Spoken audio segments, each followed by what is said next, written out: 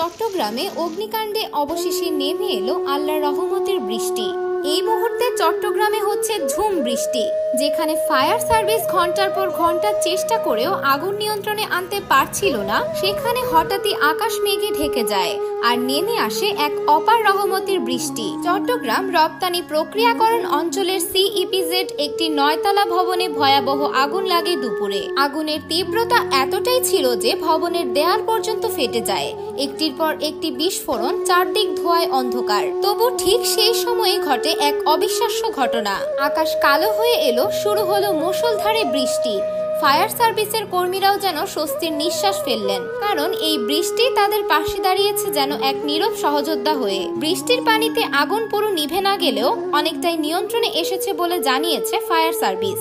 অনেকে বলছেন, মানুষের শক্তি যেখানে শেষ, সেখান থেকে শুরু হয় আল্লাহর রহমত। আজকের এই দৃশ্য প্রমাণ করে আল্লাহ চাইলে এক মুহূর্তেই পরিস্থিতি বদলে দিতে পারেন।